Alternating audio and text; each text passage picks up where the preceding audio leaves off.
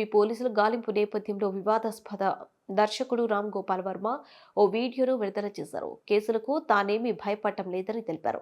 తాను పోస్టులు పెట్టిన వారికి కాకుండా సంబంధం లేని వారి మనోభావాలు దెబ్బతింటే ఈ కేసులు, శిక్షలు ఎలా వర్తిస్తాయని ప్రశ్నించారు. ప్రస్తుతం ఓ మూవీ షూటింగ్లో ఉన్నానని, నిర్మాతకు నష్టం వస్తుందని విచారణకు రాకపోతున్నట్లు తెలిపారు. సార్వత్రిక ఎన్నికలకు ముందు వ్యూహం, సినిమా ప్రమోషన్ సమయంలో తెదేపా అధినేత చంద్రబాబు, జనసేన అధ్యక్షుడు పవన్ కళ్యాణ్ వ్యక్తిత్వాలను కించపరిచేలా సామాజిక మాధ్యమం వేదికగా రామ్ గోపాల్ వర్మ పోస్టులు పెట్టారంటూ ప్రకాశం జిల్లా మద్దిపాడు మండల తెదేపా ప్రధాన కార్యదర్శి రామలింగయ్య పోలీసులకు ఫిర్యాదు చేశారు. దాని ఆధారంగా పోలీసులు వర్మపై కేసు నమోదు చేశారు. విచారణకు హాజరు కాకపోవడంతో అరెస్ట్ చేసేందుకు యత్నిస్తున్నారు. హైదరాబాద్లోని ఆయన నివాసం వద్దకు ఇటీవల వెళ్లారు. ఈ నేపథ్యంలో వర్మ వీడియో విడుదల చేశారు.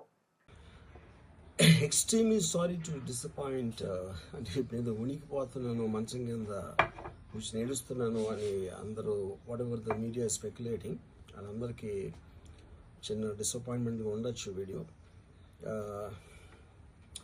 ఇక్కడ పాయింట్ ఏంటంటే, I just want explain the whole concept. ఇప్పుడు నేను ఆల్మోస్ట్ ఒక 1 year బ్యాక్ ఏదో ట్వీట్స్ పెట్టాను అనే ఎలిగేషన్. ఆ ట్వీట్స్ ఎవరో మనోభావాలు దెబ్బతిన్నాయి.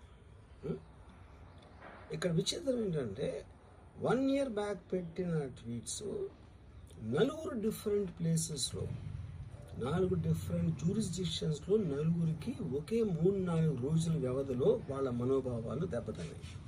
వాళ్ళు ఆ పరంగా కంప్లైంట్ ఇవ్వడం, కేసులు పెట్టడం జరిగింది. ఇక్కడ పాయింట్ 1, ఎవరి మీద అయితే నేను పెట్టానని వాళ్ళు చెప్తున్నారో వాళ్ళకి లేదు, ఎవరో థర్డ్ పార్టీ, అసలు సంబంధం లేనివాడు.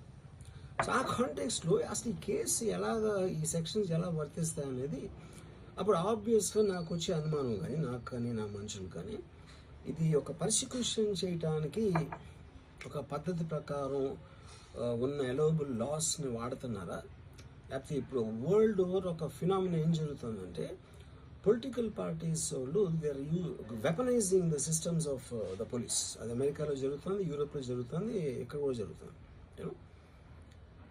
అప్పుడు నేను ఏ ఒక్క వ్యక్తిని, ఒక పోలీస్ ఆఫీసర్ని కానీ, ఒక పొలిటికల్ పర్సన్ కానీ నేను బ్లేమ్ చేయట్లా. I think it happens in certain ఒక ఏమంటారు దాన్ని, ఒక వే. అది అందరూ కూడా ఎంతో కొంత అది చేయటానికి టెంప్టేషన్ ఉండొచ్చు. But eventually there is the law of the land which will take the final call. So అది that I completely agree, believe in that and I abide by that as a citizen. So ఇప్పుడు ఇక్కడ జరిగింది ఏంటి, నాకు ఒక notice వచ్చింది, నేను ఒక రిప్లై ఇచ్చాను, ఫలానా చోట ఫలానా తారీఖు నేను వస్తాను.